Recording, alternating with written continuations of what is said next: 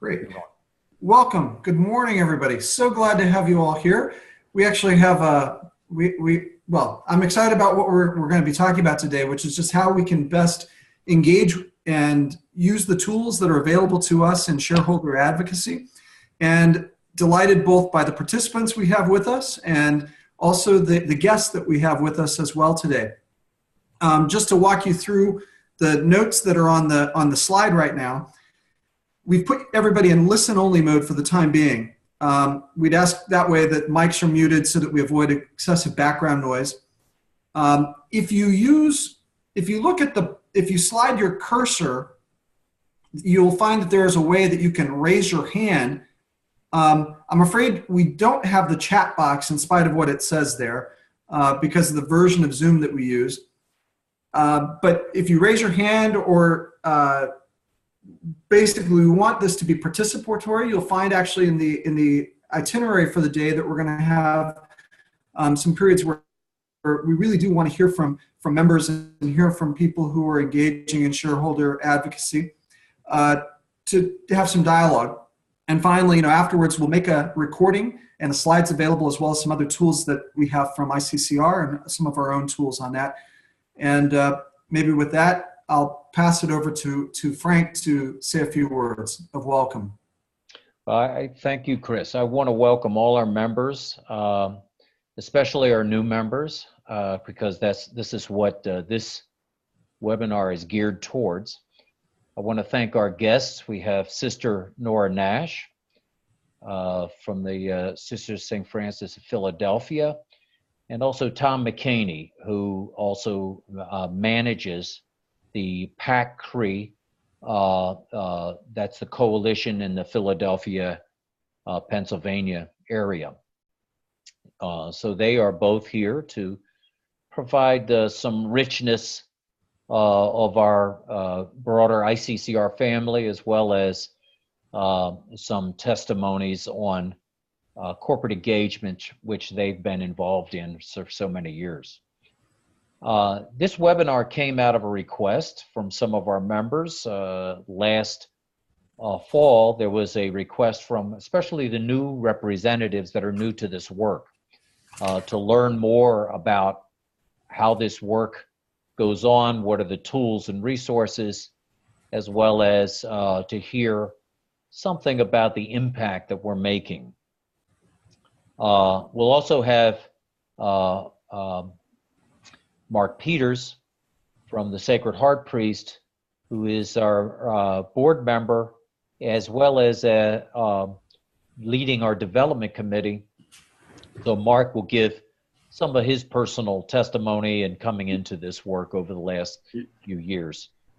Finally, I want to thank Chris for pulling this together. He's kind of our communication director and designing these webinars over the course of the year. So Chris, back to you. Thanks, Frank. So just to look at our itinerary, we'll hear a testimony about shareholder advocacy in kind of our first section. We'll follow that by kind of walking through some of the tools that SGI has available to it, and as well as our collaborators with ICCR. In the third portion, we'll have some conversation with Mark Peters around things he's learned along the way. That fourth section is really where I'm hoping that we can have some substantive conversation. And then the fifth section is kind of looking a bit at actions from you all that are here on the webinar. But before I hand it over to Sister Nora and Tom, we know that tomorrow is the Feast of St. Patrick, a little known saint of the Catholic Church, and probably somebody that at least a few of us here may well have some devotion attachment to. As we go into tomorrow, around this day, people like to say everybody's Irish on St. Patrick's Day. Many of us may put on green. Big cities will have wondrous parades. Some of us may also use it as an opportunity to drink to excess. Aside from that, though, we may also want to recall tomorrow some other aspects of St. Patrick's life. Of the rough contours that we know of his life, and there are a lot of things that are kind of shrouded in time and lost in history, but one thing we know is that he certainly evangelized Ireland, but not through force or deception, but through his living witness. Ireland became a deeply Catholic island, and some may even add that he drove all the snakes from Ireland. Hence, Irish descendants around the globe celebrate kinship with this missionary bishop. But there's also another connection to St. Patrick that resonates deeply, I believe, with many of our members in SGI, that St. Patrick himself was a victim of human trafficking and of slavery.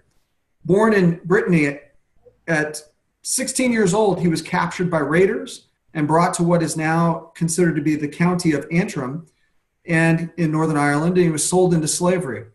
A chieftain forced Patrick into service as a shepherd, and Patrick's voice that drew so many to the faith was the voice of a trafficking victim then.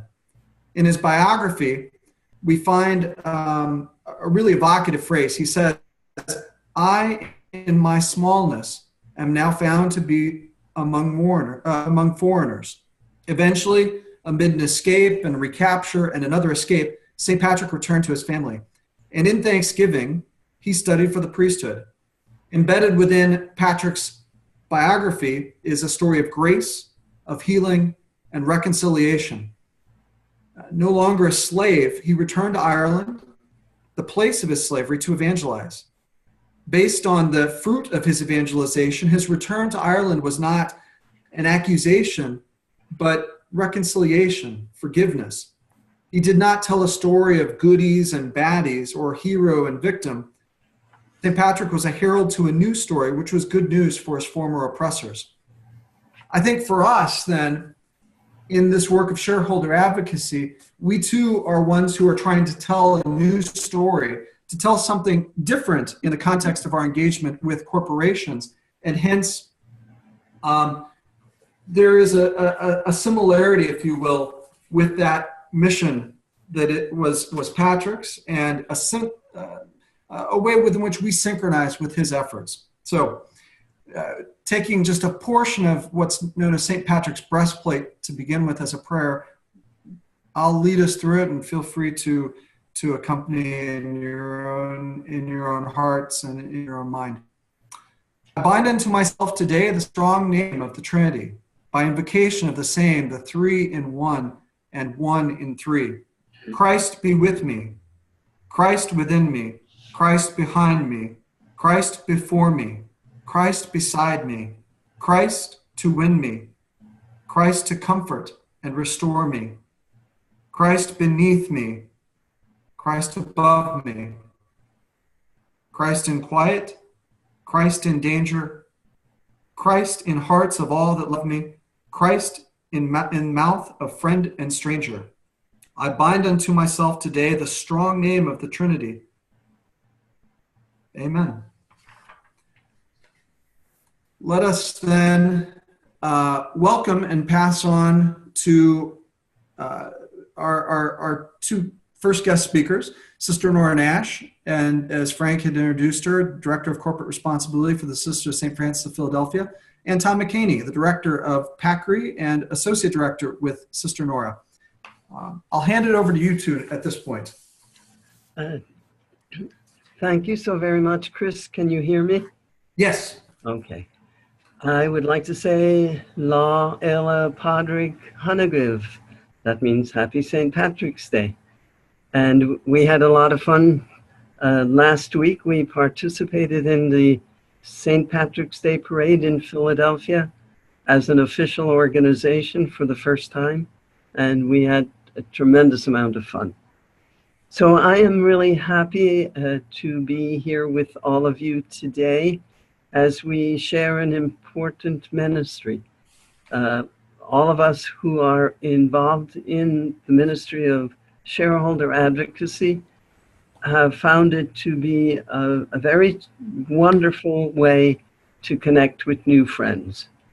It has been for me a lifetime experience for the past 16, 17 years to meet so many people who are committed to this work. Religious investors, investors who have no direct religious connection, but have a faith base to the work that they do and are committed to corporate responsibility on many avenues. And I'm sure that all the people on the call today or on the webinar have likewise joined this endeavor to be a part of this commitment and to be a part of this great community. As Sisters of St. Francis, it is part of our mission statement to make sure that we use our assets and to direct our assets toward the promotion of justice, peace, and reconciliation. And really what we are about in most cases is systemic change. We work with corporations in order to bring about change in the system in which the corporate world uses, abuses, or sees the human community, the environmental community, any area that we work in. So I'd like to say that our main purpose is to hold them accountable for their social, their environmental, their government policies and practices, and to give them a strong ethical, cultural reason to put their vision and values into practice. Many of the corporations that we work with really tell us and they show us that they have a vision and values. They have a standard which they live by. They have their own credo. They have their code of business conduct. And all that is there, but it's our responsibility to keep it before them, to bring it to life, and to challenge them. So we're never afraid to challenge them. Very often, the people say, oh, aren't you afraid to go into the boardrooms? No, there's no reason, because we're shareholders, and we have every right and responsibility to be in those boardrooms. It's our time, to leverage our investment and to enable the corporation to do better in accountability and in all areas. And part of our investment portfolio calls us to be responsible and to be active. We are not passive investors, and I'm sure that most religious communities are not passive investors. So from the work together in ICCR and with the seventh generation group, I have to say we've had wonderful experiences working with Frank and Mike and now Chris, and I'm privileged to be with you. I'd like to share a few situations where we know that we definitely have made progress. We have not made the progress that we would have liked to have made. But we have been working with Chevron and several other oil and gas companies for numerous years on fracking. And I'm sure many of you know about fracking, and I don't know that you're as directly affected by fracking as we are here in Pennsylvania. In Pennsylvania, we are surrounded by either fracking or pipelines. Our local region is mostly the pipeline work and the shipping of the different gases overseas so that the corporations are making money. Our engagement with Chevron was quite a long one. It still continues, but we have made tremendous progress in getting them to understand what it means to be responsible in each shale play in which they operate. They operate in a big area here in Pennsylvania. It's called the Marcellus Shale. Eventually, they sold some of the property because they realized they were getting too much pressure. But they also joined a coalition of responsible shareholders and really did some good work in reporting on key performance indicators. And we had 12 key performance indicators that I can certainly share with you at some point, but would be too much to share today. And those areas dealt with clean air, clean water, human community health, and human rights. We are continuing to work with the company because they have made some progress in doing some things about clean air and water usage, and of course, fracking wells, which is another long story, but they have been committed to making a well that is of honest concrete, which we use that word because many of the corporations, the concrete was weak and you're going to have more leakage. Chevron really followed through in most of the work with building the well itself. And today we are working with them on the human right to water. They have not yet agreed, but they do have a wonderful human rights policy that we helped them to develop back in 2009. So the one thing about shareholder advocacy is perseverance and persistence. The other company that has been a long work for us is Wells Fargo. And that story goes back for 8 or 9 years at least, where we've helped them to monitor their credit card issues because they had so many millions of credit cards going even to college students. We stopped some of that abuse. We worked with them on a predatory loan, which they got rid of. And now we've been working with them on major issues of scandal, actually, and other issues around several scandals that we have made progress. They have agreed to work with us on a business standards review, and we are very pleased that we have gotten them to agree on our terms. It will require months of work ahead, and it will require that Wells Fargo be transparent, examine their culture, examine their ethics, and one of the key areas that we're going to stress is the human rights because of the effects of not implementing a human rights policy that has affected people that you are aware of in the DAPL, in prisons. We realize that they're a major support and loan organization that supports gun companies. And so all of those areas will be part of our ongoing corporate engagement with Wells Fargo. I'll stop there and give Tom an opportunity to talk about his companies, unless you have any questions at this time. I can go if that's all right.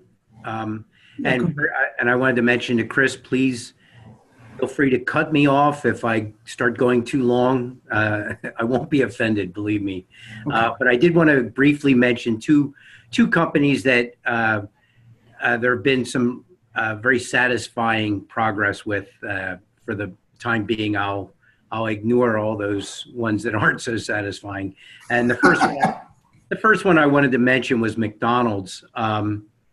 I've been part of dialogues and engagements with McDonald's for more than 5 years now on the subject of what we called at the time childhood obesity, and now we have broadened the subject matter to access to nutrition.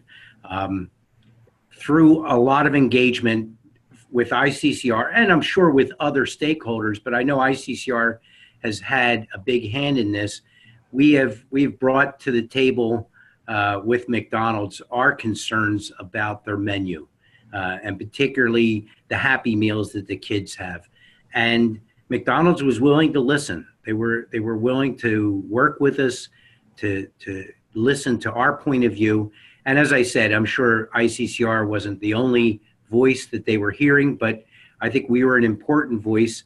And we let them know that we thought a more balanced menu was the way to go, and certainly the more responsible thing to do. That although childhood obesity was not necessarily their direct fault, they had some responsibility. And if you go into a McDonald's now, as compared to 6, 7, 8 years ago, you'll see a big difference. They're not a health food restaurant, of course, and they never will be. But they have taken soda off the kids' meal menu. They've defaulted from the burger, and now they'll give you half a portion of fries along with like apple slices and things like that.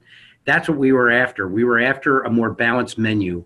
The question now, of course, becomes what is our responsibility going forward? Are we will continue to engage with McDonald's, but how far do we push them? Should we be satisfied with a menu that is certainly not healthy, but at least has some healthy items on it? That's the question that our group with McDonald's still fights with, but we're going to continue. The other company I wanted to mention was the Kroger company, which I believe is in your part of the country, but not ours. They are the largest just supermarket chain. If you discount like a Walmart, of course, which is not just supermarkets, they're the largest one in the country. And I know that Frank leads an engagement with them on a different matter, but the matter I'm involved with directly has to do with human rights in the supply chain. Kroger is a great example of a company. When we started engaging with them, which was probably about 10 years now, had no interest in engaging with shareholders and had very little interest in being socially responsible. By their own admission, they were concerned about their customers and their customers only. That's what they saw as their responsibility. Unmentioned, but I'm sure also they were concerned about their shareholders. But we brought forth our concerns about how the workers in their supply chain were being treated. Although they're a national company, they are only in the United States. Their supply chain is global, of course. I mean, when you think of a supermarket and all the items that they sell, they're getting them from all over the world. And of course, human rights issues throughout the world are extremely important, and they're not absent in the United States, particularly in the agricultural field. So we started out by engaging them in shareholder resolutions. We had a very difficult time with them for a few years, and eventually, I think partly because of certain gatekeepers with the company who left, we began a little bit more of an honest and open dialogue with them. And as an example, our best example is this past fall, we had a 4-hour in-person meeting at their corporate headquarters in Cincinnati, and came away with really a great impression of a company that has seen the light and has really taken huge steps in auditing their supply chain, in putting teeth into their policy to make sure that suppliers who don't follow ethical paths will suffer consequences, up to being no longer suppliers of Kroger. So that's 2 examples of very satisfying, although it takes a lot of patience sometimes with companies. They were very satisfying engagements, and they're not done. It's something that's going to be ongoing. We're going to keep our eyes on these companies just to make sure that they don't lose sight of what's important. And back to you. Thanks, Tom. Chris, could I say one other thing? Of course, please. Okay, I think to add to what Tom has said, everybody in the country knows what happened 2 weeks ago with Dick's Sporting Goods. We were not the primary filer, we're a co-filer of the resolution that sort of enabled the company and the CEO, Ed Stack, to take a stand.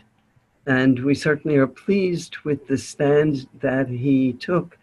And that is another really important indicator of a small group of shareholders coming to meet with the CEO and with the company and helping them to make a decision. And that has been a powerful message to the country. And I think it's also a powerful message to show what a small group can do. And I would like to add to your burden today.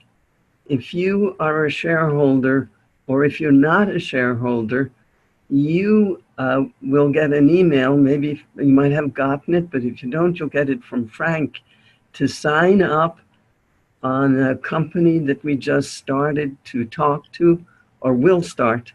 Hasbro is a toy company, and we are going to do the chemical safety products project with them. So all we're doing is an initial letter, and you don't have to do any other thing but add your name and your congregation to the letter. So that's my challenge to you. Thank you, Sister Nora. I don't know if there are any questions people want to direct to Frank, please. Okay, I'll kind of start it, and as kind of co-host for this, I should be throwing a softball to you, Nora, but I'm sorry. I'm going to throw a tough one, and that is, how do you know that you, the sisters, or PA-CRI or ICCR, how do you know that you were the catalyst for change versus consumers, the media, politicians? So when you go to a Chevron, for example, where you've made success in their policies and performance or practices in their fracking operations, when you talk about Wells Fargo and trying to get them to turn around, and you've made progress on credit cards to college students, payday loans, some of their business standards that they're now trying to turn around. I think that's evidence that there has been change.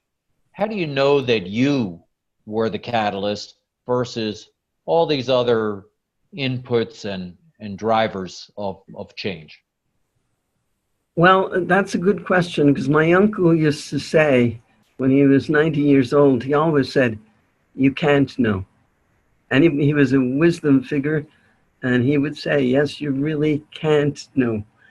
And so I think that is really true too. I can't verify on the Bible that we have made an impact or brought about change. In fact, I get concerned when people, organizations like Greenpeace and Green Century say they did it all. I think we all work together, and we know that as shareholders, we have a commitment and a duty to do everything we can to bring about that change. And I don't really worry about whether we have or we haven't. We know that we have set the table in motion, and we have challenged the company. And I know in a few cases, I know in one case that has been very powerful in my life, that somebody who fought me tooth and nail left the company because she believed in human rights. And she's now teaching at a Florida university. She knew that the job she had, which was a high-level job, didn't fit with her conscience. So something that does happen. We're speaking to people in Northrop Grumman, and Lockheed Martin, and we've built some relationships. We don't condone in any way what those companies do, but we keep our conscience before them. And I think that they're powerful change agents. Sorry. Other questions? Feel free to take yourself off mute if you've got a question you'd like to ask.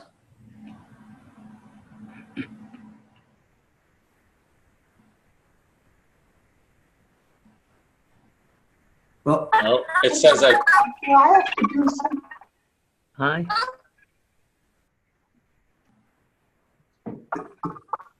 Sister Ruth. I didn't.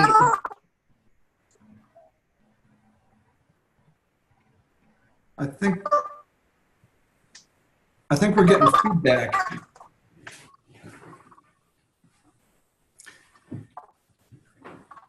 Frank, maybe we could have you put some people on mute again, and we'll just move.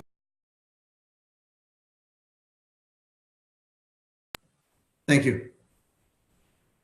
Well, maybe just to talk a little bit, invoking those of us who are Catholic, some of our theology around the celebration of the Eucharist. Second Vatican Council at Sacrosanctum Concilium said that the faithful are called to be full, active, conscious in their participation at the Eucharist. What we know by that is that it's more aspirational probably than reality. You know, if you regularly engage in Eucharist, at least my experience is sometimes I might be there and thinking, did I leave the stove on? Or I might be thinking about what's going to be for lunch afterwards. But that's kind of, if you will, the target. I find that a helpful way of thinking about what our targets are for our members in seventh generation interfaith. In that, just as you're not at Mass all the time, but when you're there trying to be engaged and being as full and as active and as conscious as possible in that participation. Because I know that everybody in SGI have other responsibilities as well beyond shareholder advocacy. Our strategic plan actually has three kind of overarching goals. They're the bigger points there. It's about empowering members, making a difference, and building organizational capacity. Under empowering our members, it's that as an organization, we want to be member-led. We really want the members of this organization to be the ones leading it. We want an active collaboration among our members. Frank has kind of described that by saying that he and I as staff, one way organizations sometimes work is that the staff are kind of the spokes on the wheel, but we'd prefer to think about SGI as more of a spider web, that members are relating to one another and not everything needs to necessarily come through Frank and I to be a course of action for us as an organization. And we want to have a strong network with our allies, folks at PA-CRI, people at ICCR, people at Ceres. In terms of how we make a difference, we want wins. We want to make an impact with companies like Chevron and McDonald's and Wells Fargo. And we want to do that in particular for the most vulnerable, the most poor. As an organization, we also want to build a strong reputation for the work that we do, that there's credibility in our engagements. And finally, under building organizational capacity, we want an expanded, engaged membership. To this point, as far as institutional faith-based members, we're all Catholic, but we're also hoping that we reach into the broader part of the Christian tradition, to reach into the interfaith community, to build a stronger organization. We have a variety of tools in SGI and in ICCR for how we do our work. Some of the things that you can do as members then are attend our member meetings. You know, we'll have one in May, for instance. And it's a great opportunity to become deeper invested in some of the engagements that SGI has and to learn about our activities. On a regular basis, there's the opportunity to visit our website. We have a Google Drive with a whole host of documents and tools available there. We also have a Google group, and everybody should have been invited to that. And it's a place where you have archived messages and a place also where you can engage other members around the issues in our emails. A next step, so that's kind of the indents on these things. You can share content from our website and from the Google group or from the Google Drive with members of your community or your institution, you likely have a variety of ways that you engage people beyond. So that, like, for instance, Dan, with the sisters there on Layton, there are ways that he has access to be able to share some of our work with people in his community.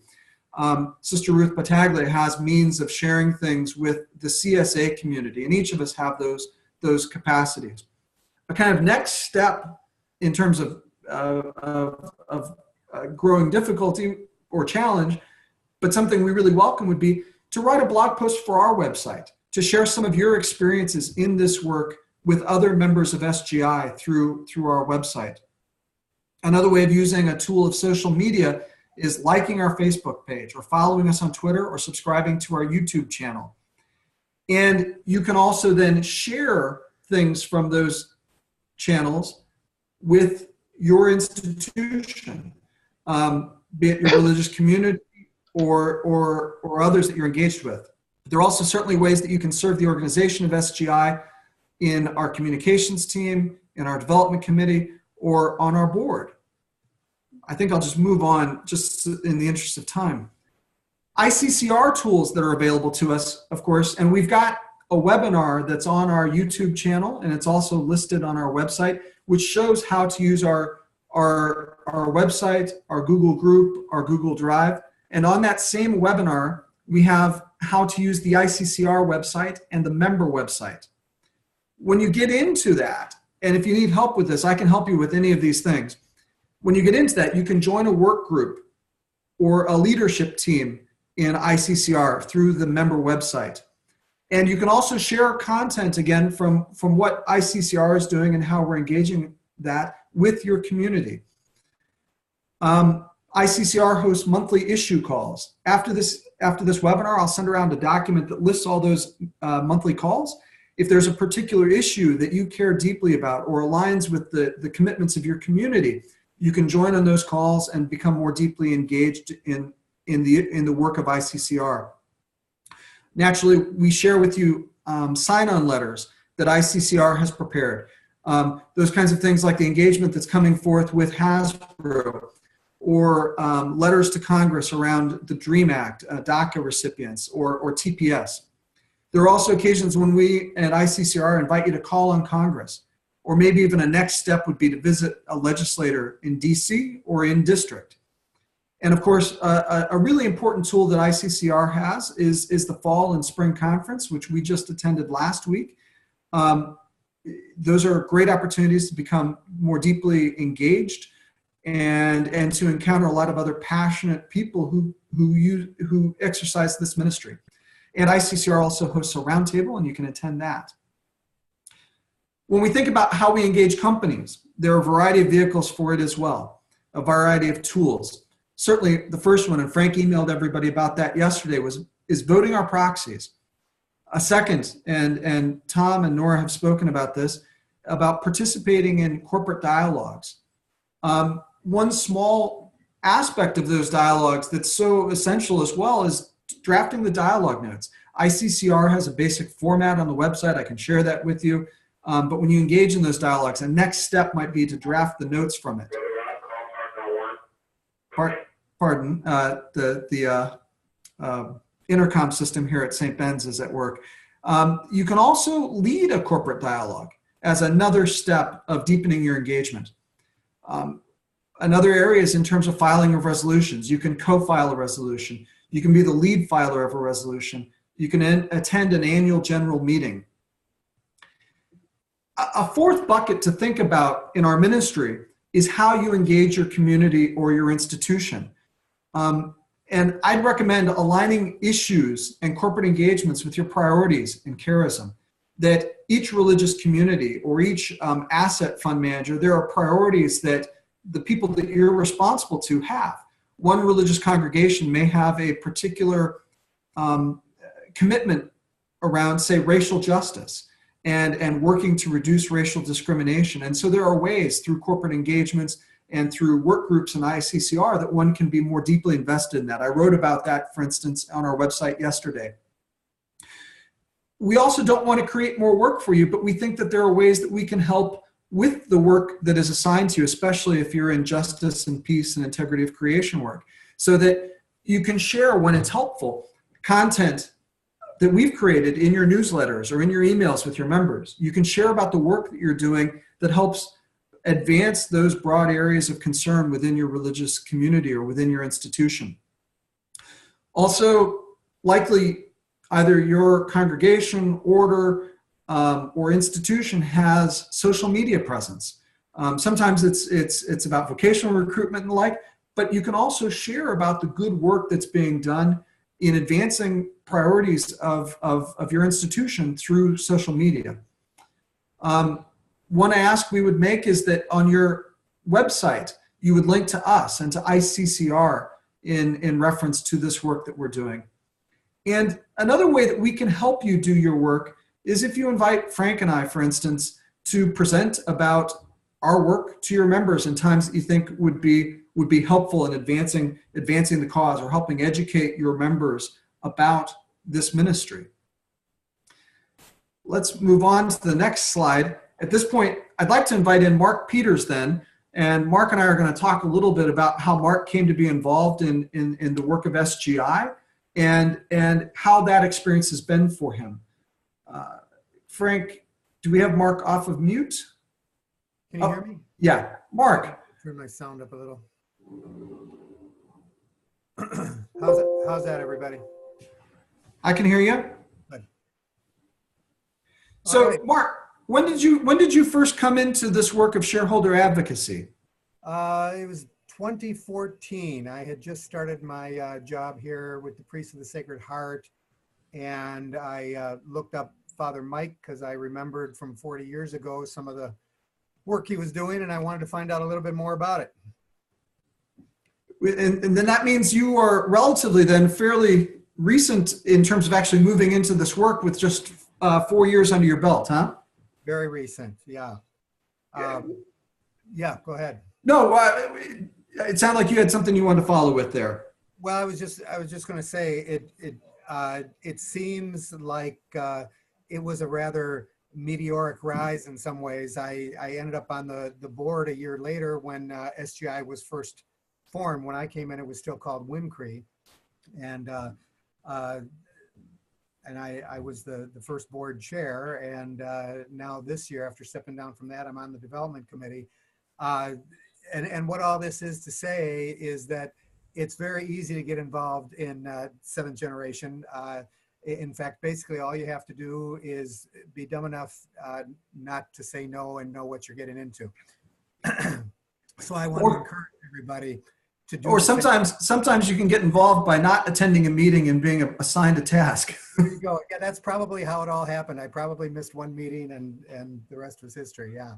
So, but the point being that I didn't wait until I knew what I was doing to get involved. When Mike or later Frank or you would say we have something we need, I would say, well, let's give that a shot and learn as I go along. And I think that's the big lesson for new members, is that in this organization, the easiest way to learn is to jump in with both feet and learn as you go. And there's plenty of resource people, both here, you guys, and at ICCR and other places to help us out along the way.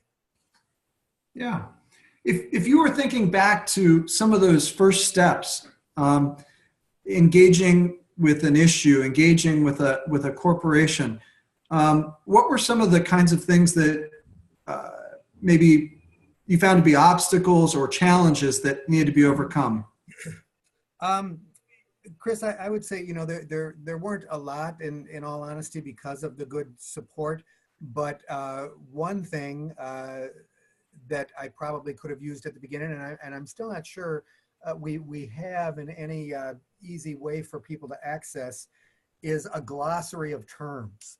All the acronyms, all the different organizations, oh gosh, I think of hearing about series and as you sow and ISS and all the different cries and so forth. At first, much of it just, I remember the first time I sat down with Mike in his office and he drew me a diagram of ICCR and its different departments and all the CRIs and their structures and so forth.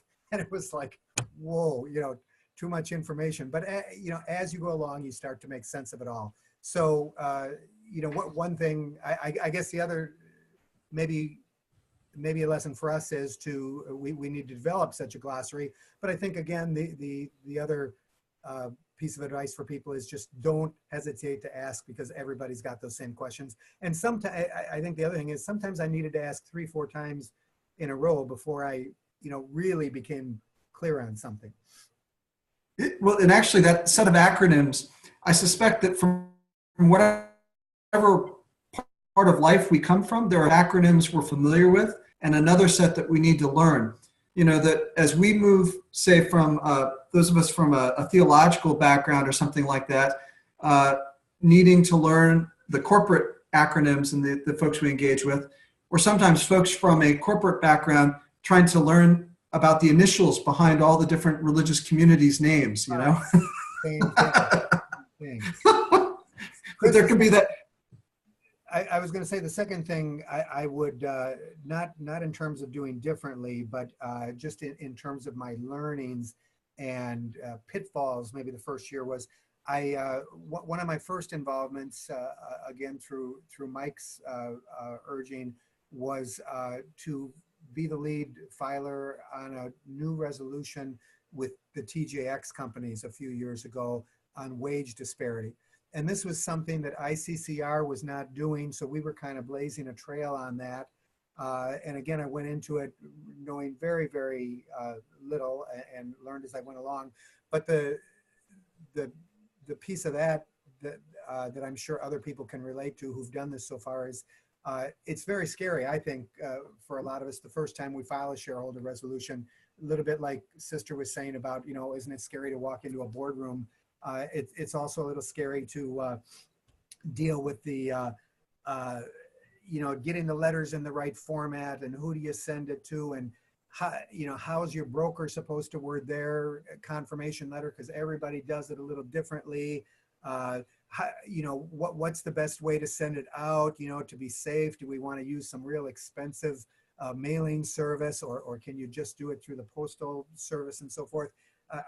I'm still not sure that there's always hard and fast answers to all those things. And I know that different people in the organization have done it different ways. But one of the things that I guess I didn't realize was out there the first couple years that was a huge help to me once I found it was the ICCR shareholder guide. So I really want to encourage, and Frank has sent that out to us, I think, on more than one occasion. And it doesn't hurt to do it again every year, I think, before this time.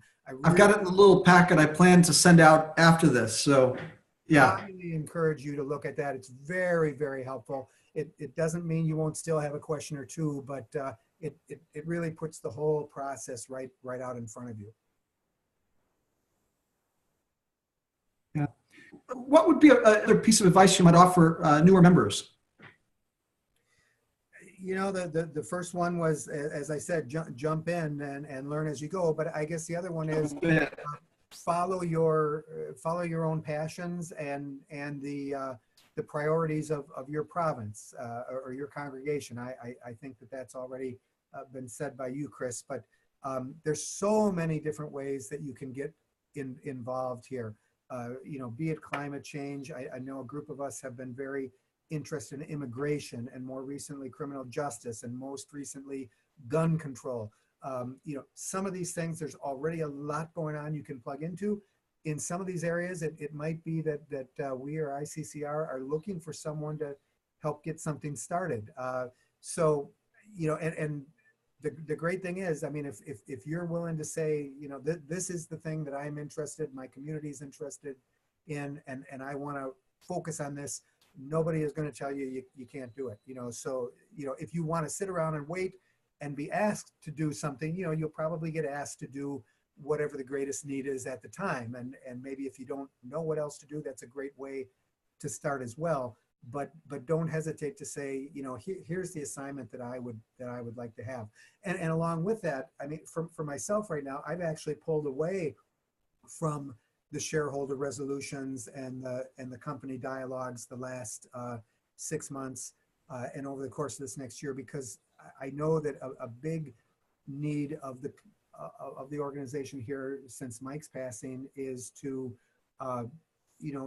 shore up our membership, our finances, get our members more engaged. And so this whole development idea has come up, and we've recently formed a committee that has a few members, can always use more. And we've got people who are looking into where to find grants. We are looking at how to bring in people from the interfaith community. We call ourselves seventh generation interfaith. We're basically all Catholics, mainly women religious, so how can we go beyond that to interfaith ecumenical memberships? We're even starting to branch out into business memberships and so forth. So if you have any kind of background or abilities in development, recruitment work, development, it's all basically just about building relationships. I think that's something too where Frank and Chris will say, if that's what you want to focus on, we've got ways for you to focus on that. So however people want to spend their time, they can pretty much decide for themselves. Yeah. How about others on the call, if there are questions you have for Mark? I believe you can take yourself off of mute if you'd like to ask a question.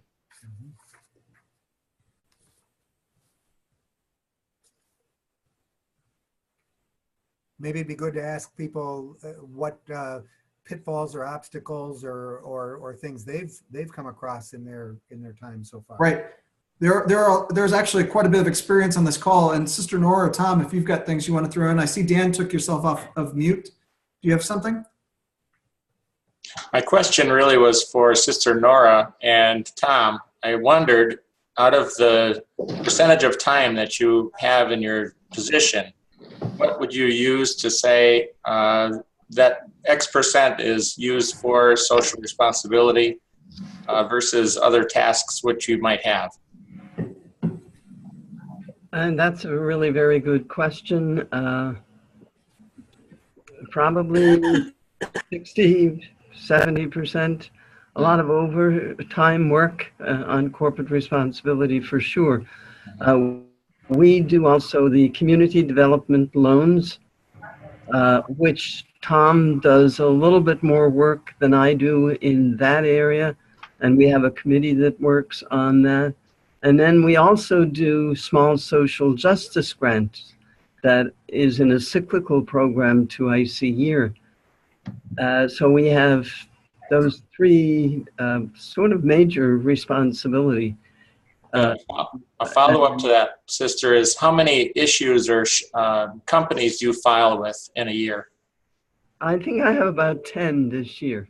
Okay. And 4 or 5 are primary, and all the others are co-filing. Maybe a little more than 10, but at least 10. And then Tom has quite a number also. We've divided our work, so he does the work on health care, food, water. We both work on water. We both work on some aspects of political spending and lobbying. We both work on issues of human rights, depending on the corporations. I do the work on the DOD contractors, some work there. And we both do some work on the tobacco area. I probably have missed out some. Tom, you might want to say what I've missed. No, I think you've covered most of it. There's always a few other things like the opioids. That's right. Right. But in response to that question, I wanted to mention briefly that Chris, you had mentioned earlier about the aspirational goals of engagement and participation by all the members. Since all the people who are responsible for the CRIs, the various CRIs, all want that, of course, and it is truly an aspirational goal. But the one thing I wanted to mention, I'm glad I'm getting this opportunity to any, especially new members, and it's something that I try to emphasize with PA-CRI members, is that the great thing about the CRIs and ICCR membership in general is that you can be as involved as you're able to or you want to be. We would all love to have every member deeply engaged, but we do realize that people have other responsibilities and their time is limited. So yeah, signing on to letters, or if you find one issue or one particular company that you're interested in, sometimes a local company, one of the great advantages of a CRI is they're regional. So you know, there's more interest in, and you have more colleagues that have similar interests because you're dealing with companies that are, you know, either local or at least close to you. So I wanted to mention that you don't have to worry that if you commit to signing on to a letter or you sign on to an issue group at ICCR to get educated, and that may be all you want to do is just get education. You're not committing to other things. You don't have to say, uh-oh, I don't know if I want to sign this because I don't know what they're going to rope me into. You won't be roped into anything. You can go at your own level. I think that's an important thing for people to know. Thanks, Tom. That's really helpful, I believe. Well, Maureen's coming up for a few minutes. Hello, Dan. How are you, webinar? Yes, I hear you. I hear you.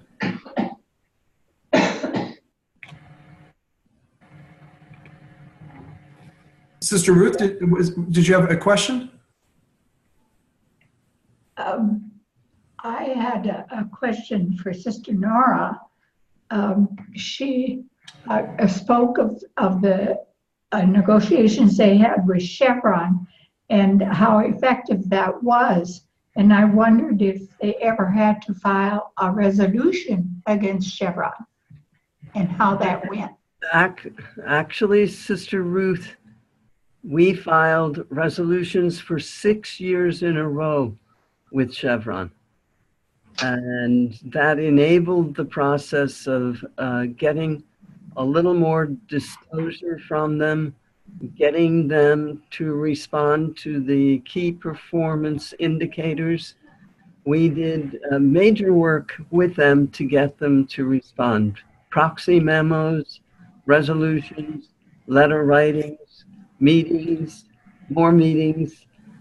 Met with them in New York several times. And it was definitely a process, and it's still going on. We're not finished with Chevron at all. Do you, in your many years of doing this, did you find that there were very many times when your dialogue resolved the problem rather than take a resolution? Because I think companies would rather not have a resolution, and yet it's a good tactic to have to keep the issue moving on. Well, we feel that if you don't have some success and you feel you're not making a headway, you file the resolution, and that's really what we did. We stopped filing resolutions 2 years ago because we wanted to go deeper on the human right to water. And if we get to a point within possibly the next year that we don't feel they have made any steps, then we will look to file a human right to water resolution with them. So it's ongoing. Yes, thank you very much. And I really am inspired by the work that you've done over these many, many years.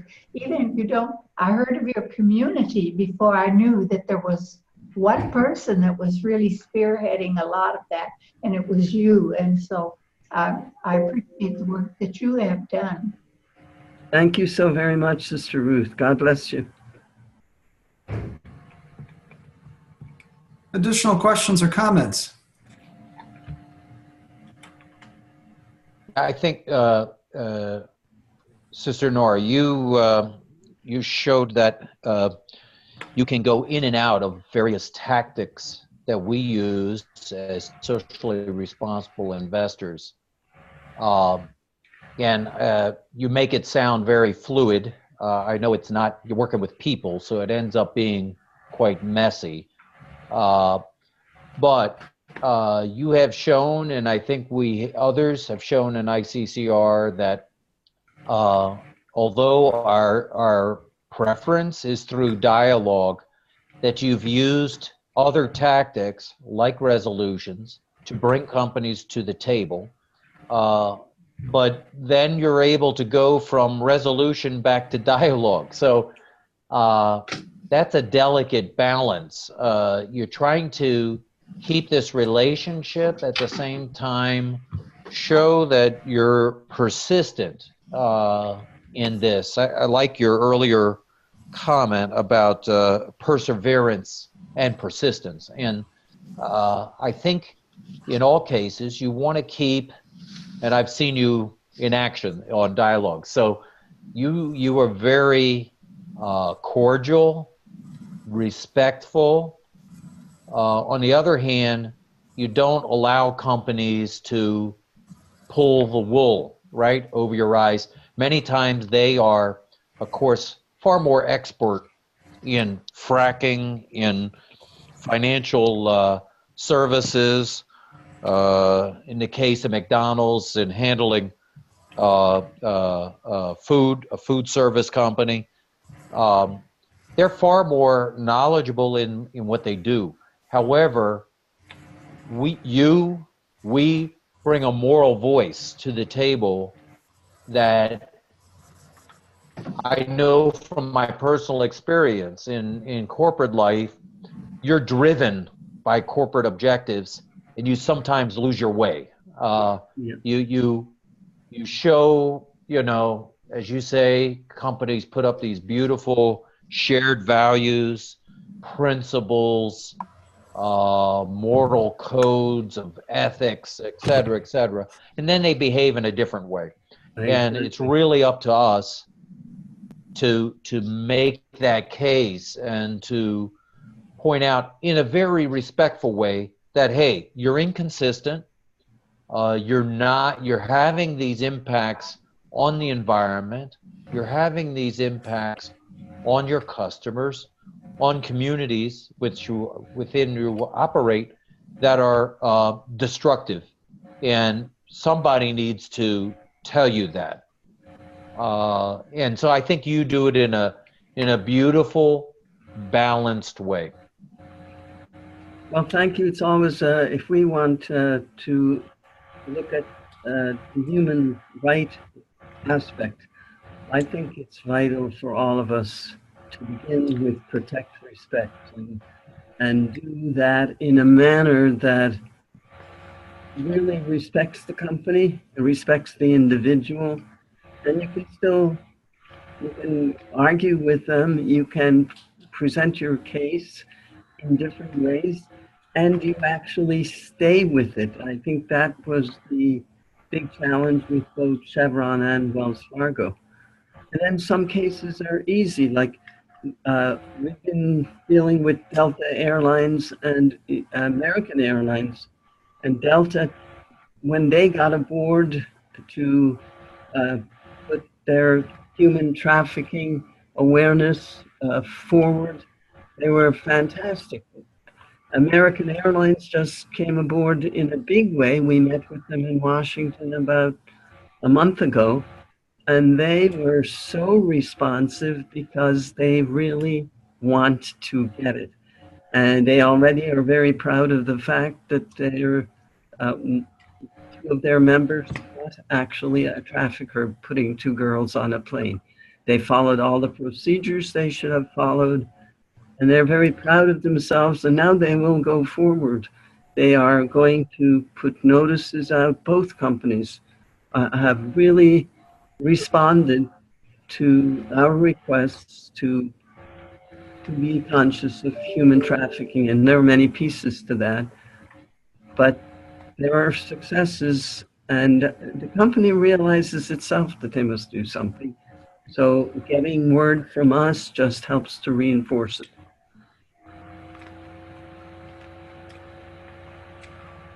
Chris, Maybe we'll move on. There's still more time for, oh, go ahead, Mark. Yeah, I just wanted to build on what Sister and others have been saying about the need for perseverance. I can't hear Mark too clearly. Can't hear anything. Can't hear. Let's see if how about now? That's better. I had to turn my own sound up. Okay. Going back to what others have been saying about perseverance, and Frank, your original question to Mr. Nora about how do we really know we're making a difference, I think that's a really important question to ask, and we've always got to critique our own effectiveness and so forth. But I'm missing some. I've had more feeling lately that that our perseverance is paying off when I see the examples of people who've been in this so long, like yourself and Father Mike and Pat Daly, and see how these people have become really respected folks in the corporate world who are really listened to. We didn't get there overnight, and we don't either. But the one other thing I just wanted to throw out there too is, what Chris, you had asked me to reflect on the question, why am I in seventh generation in the first place? And I think the answer I would give is that I've spent so much time in my life trying to influence the political world. And I think especially those of us today who have tried to do that at all lately with the administration, and even going back farther with the with the divisions in this country between right and left and so forth, it's become almost impossible to have any impact there, it seems like. So to me, what we are doing in trying to have an impact on the corporate world is possibly far more effective right now, and especially when you consider the fact that maybe only 1% or less of the number of social activists who are involved in all these other things are involved in corporate responsibility work. Look at the difference we're making. So I'm coming away more and more with a feeling that, although you can't always take credit for a good thing a company does, at the same time, I think we are becoming more and more of a force. Yeah, I think there's a lot of truth to that, Mark. Thank you. Maybe we'll move on to the next slide here. Want to talk a little bit about you as members, about your experience of being a part of SGI. And I've got a handful of questions that maybe people might want to respond to. Because what we've talked about may have been a lot. It may have come very quickly. And so maybe just to check in right now, how are you feeling with what you've heard so far from our speakers? Frank, maybe you want to take people off of mute and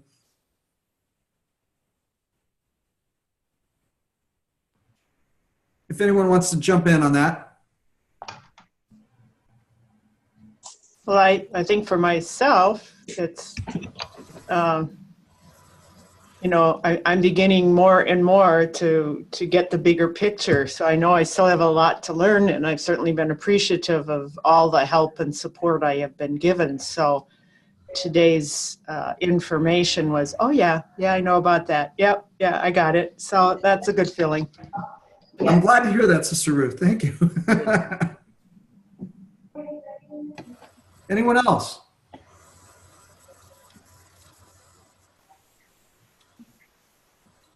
Well, how about this one? Affirm the work. Thank you.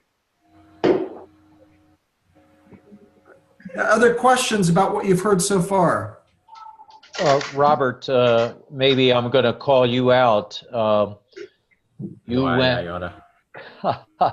You attended the latest ICCR meeting. I thought you said you did the opening reflection. I want to repeat something you said, which I thought at the time helped me a great deal.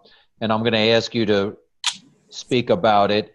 And that is the reaction we got from Schweitzer Maldiv. It's a company, a manufacturing company, who the Capuchins filed a resolutions asking them, this was a year ago, asking them to set science-based targets for greenhouse gas reduction. And this was Robert's first dialogue And just to tee you up, Robert, we asked the question about, or we brought up the fact that climate change and the risk associated with it is becoming more mainstream, and more traditional investors, BlackRock, State Street, and others are starting to recognize and ask questions around climate change. And so I'll let you take it from there, Robert. That's true, Frank. That is what provoked the officers. Can everybody hear me okay? Yes. Yes. Okay. That is what provoked the response. But it was also Christina Herman from ICCR told this officer that his competitors were starting to formalize and embrace their commitments to science-based reductions. His competitors in the forestry division. This company also has a large plastics division. And what he told us was that no one else, he said, I speak to, I thought he said, I speak to a large percentage of our shareholders on a regular basis. I consult with them all the time, and nobody is bringing us this stuff except you guys. And he said, I take it very seriously. It's my duty to be responsive to all the investors, but it's only you people that are bringing us this issue of greenhouse gas reductions. And that was the start of an inspirational journey. And if I can broaden this opportunity to speak and say what Frank said is true, other companies, other enterprises are looking at values-based investing. We were twice in the company of a guy named Jake Barnett from Greystone, which is folded under JP Morgan Chase. And Mr. Barnett's brief is to bring large, frankly, high value investors to the values-based investing conversation. So if the for-profit non-mission driven enterprises are seeing that this is a field they need to expand into, I see that as SGI's a summons to SGI to expand our membership. And there are some ideas worth pursuing about how to do that. We needn't only feed the mammon side of this increase. We can feed the heart and soul side of it. Thank you, Robert. You're very welcome. Maybe I'll just also come in. When I heard that comment, you were the only one raising this issue to us, climate change. I was disheartened. I felt, okay, I thought we had turned the corner here, at least on climate change, and that our voice now, which has been going on for 20 years, Mike going into ExxonMobil in the mid-90s, our voice was finally being amplified. And then we had this company say, no, you're the only ones. So I was disheartened. I walked away a little bit, down. But Robert's comments at the ICCR meeting last week told me, what if we weren't there? What if we didn't have that voice? What if the Nora Nashes, the Mike Crosbys, the Pat Dailies had not pursued this for the last 40 or 50 years?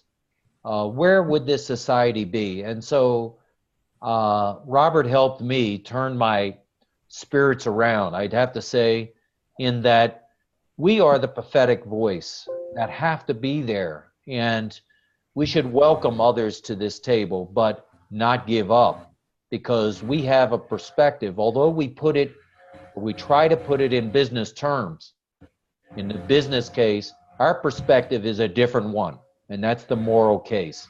That's where we start, and that's where we have to continue. And just as timekeeper to alert people, we've got a little under 15 minutes left.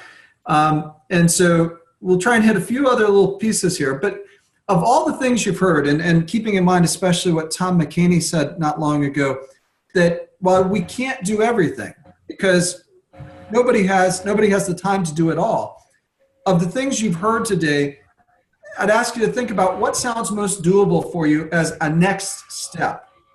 If any of the participants might want to say something around that, something that occurs to them.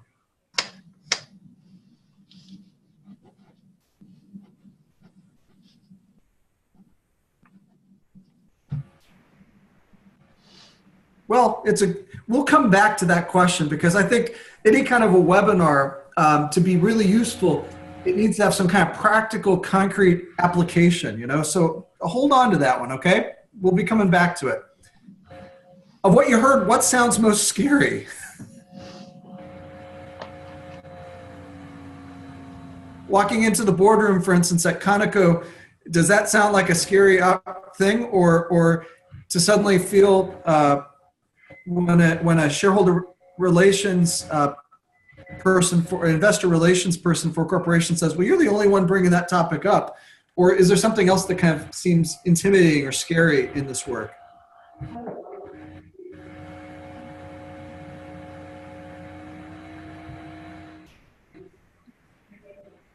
Apparently we have a lot of brave souls. Well, I guess for me, as I'm a trusting person, so I guess, if I hear somebody say, oh, that makes sense. I hear somebody else, oh, that makes sense. So I guess it would be to be really discriminating. And I like what Sister Nora said, is just kind of stay to your point, and stay to your ask. And so that was helpful. Because I guess I could say, oh yeah, the wool could be pulled over my eyes pretty easy. I think you'd have to go to Washington to find lack of good intention and rancor and ill will, because I'd had my second engagement during the ICCR week, and when 20 some people were introduced, and then the corporate rep was introduced, the convener said one simple sentence: I think we can all assume goodwill here. And everybody nodded, and away we went. So it's pretty remarkable how civilized and patient. Well, I'm sorry that it's remarkable, but the fact is that the conversations that I've been in on are civilized and patient and results oriented, not personality driven. So whoever's looking to get their feet wet, I think you'll find the water's fine. Thank you. I do find corporate engagements to the dialogues very intimidating, and I've done a few of them now, but I feel like I'm not an expert. I don't know much about what this is about, and that to me is the scariest. And it's probably just that you know more about what you don't know than the rest of us. Thanks, Ann. Thanks, Mark. That next question kind of resembles the preceding one, so we'll move on. Another thing that we heard from members that would be really important is the development of a mentoring program, to remind you that you're not alone in this work. And part of it is just to give a call to another member. Mark from the development committee is actually kind of at the helm of this in some respects, although I believe Peg Groth missed a meeting and was kind of designated as the actual responsible person. Mark and I worked on this list, and we've spoken with some of the people on the list. Mark, do you want to say something about the mentor program? Well, oh, wait a second. Let me put my volume up again. We have identified, the board has a number of active folks in seventh generation who we think would be willing to be mentors. And I believe we've already had a few of them say that they would be willing. I think our thought was simply that after today, some people might be requesting a mentor, and we could try to hook you up together. And I think what a mentor means might be different for different people. It might simply be someone you call when you have a question. Maybe you don't want to bother Frank or Chris right away or something. Or you might just want to share some concerns or fears or frustrations or whatever with someone else who's been through it. Or it may be that you really want to work in collaboration with someone, and that you would be willing perhaps to consider leading a dialogue or taking the lead on a filing of a resolution if you had someone to work with as a co-partner. You know, maybe that's what the mentor would be in that case. Two people who are interested in the same things working together. Because, I mean, otherwise, you know, it's a coalition, but it tends to be a coalition of individuals doing a lot of things on their own. And it might be one way for people who want to do more in collaboration with other people to pair up. And, you know, we don't see this as something that necessarily needs to take a ton of time from either side. But again, the fact that we want to create this web of relationships and people working together in this ministry. You know, Sister Ruth Garretts, for instance, recently has been engaged with CMS, a utility company in Michigan. And just as Tim and Mark have been engaged with WEC Energy Group, and very productive dialogues, and we were able to withdraw the resolution because they agreed to largely meet our demands. That experience of filing resolutions, of engaging in the dialogues and getting a win can also be something that newer members can learn from.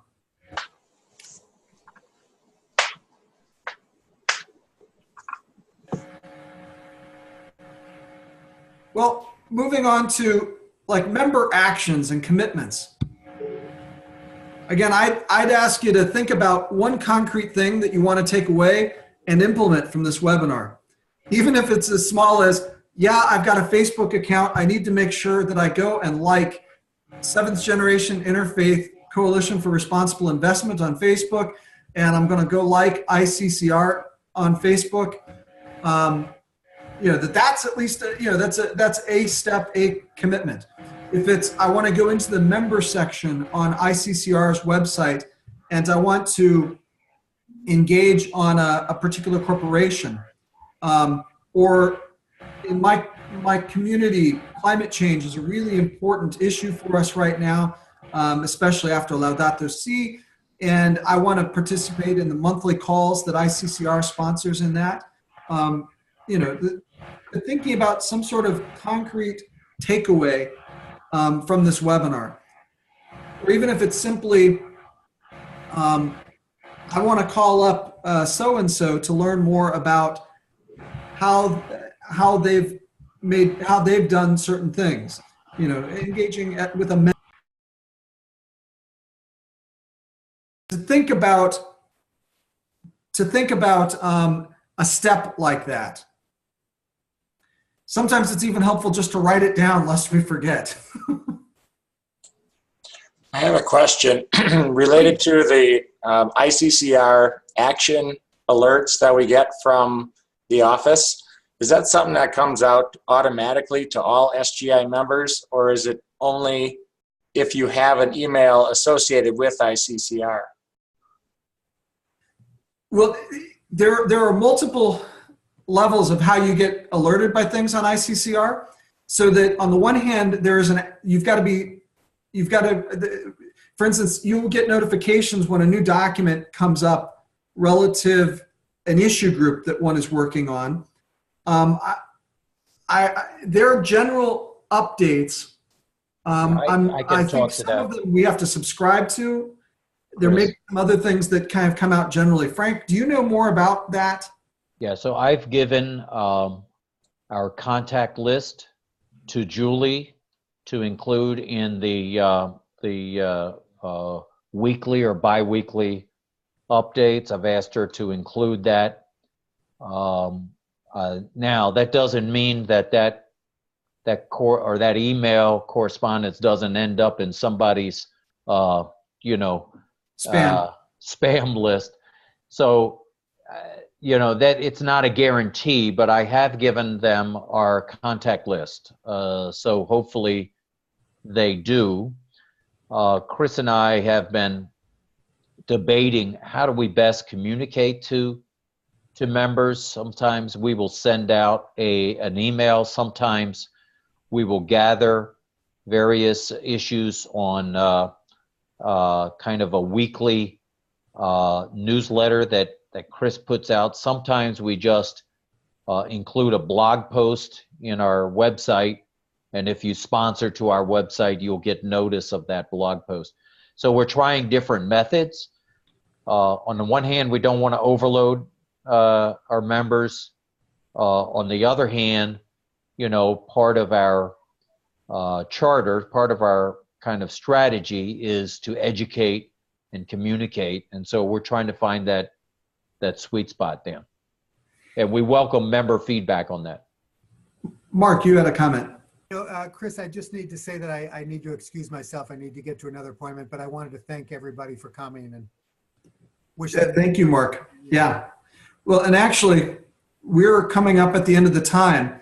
I was going to have people share that commitment, but just know that in a certain way, I want to ask you to hold yourself to it. There's some contact information here, and when I send out the slides, you'll get that. And also on the slides, there is a link to an evaluation for this webinar. We really do appreciate your feedback. It's important to us.